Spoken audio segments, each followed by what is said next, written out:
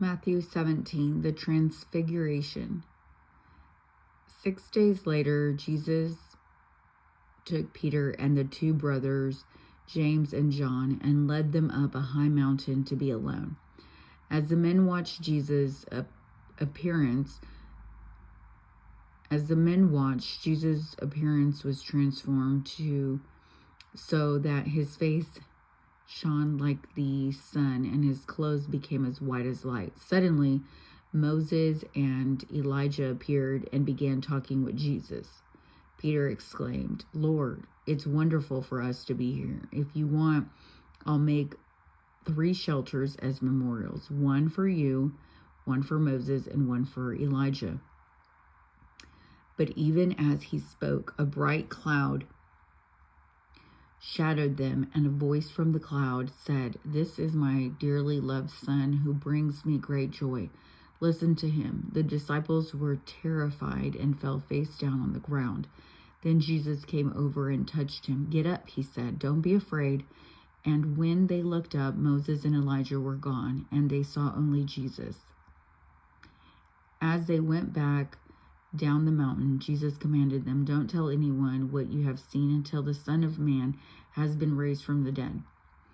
When his disciples asked him, why do the teachers of religious law insist that Elijah must return before the Messiah comes?" Jesus replied, "Elijah is indeed coming first to get everything ready. But I tell you, Elijah has already come, but he wasn't recognized, and they chose to abuse him. And in the same way, they will also make the Son of Man suffer." Then the disciples realized he was talking about John the Baptist. Jesus heals a demon-possessed boy. At the foot of the mountain, a large crowd was waiting for them. A man came and knelt before Jesus and said, "Lord, have mercy on my son. He has seizures and suffers terribly. He often falls into the fire or into the water. So I brought him to your disciples, but they couldn't heal him." Jesus said, You faithless and corrupt people, how long must I be with you? How long must I put up with you? Bring the boy here to me."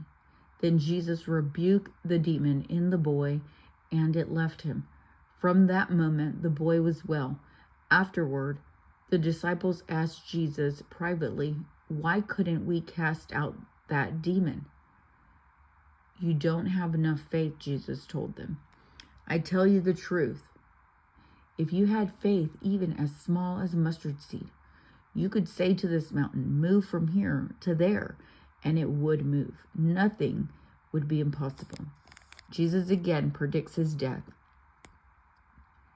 After they gathered again in Galilee, Jesus told them, "The Son of Man is going to be betrayed into the hands of his enemies. He will be killed, but on the 3rd day he will be raised from the dead." And the disciples were filled with grief. Payment of the temple tax.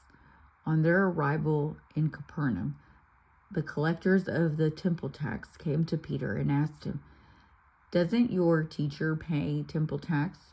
"Yes, he does," Peter replied. Then he went into the house. But before he had a chance to speak, Jesus asked him, "What do you think, Peter? Do kings tax their own people or the people they have conquered?" "They tax the people they have conquered," Peter replied. "Well then," Jesus said, "the citizens are free. However, we don't want to offend them, so go down to the lake and throw in a line. Open the mouth of the first fish you catch, and you will find a large silver coin. Take it and pay the tax for both of us."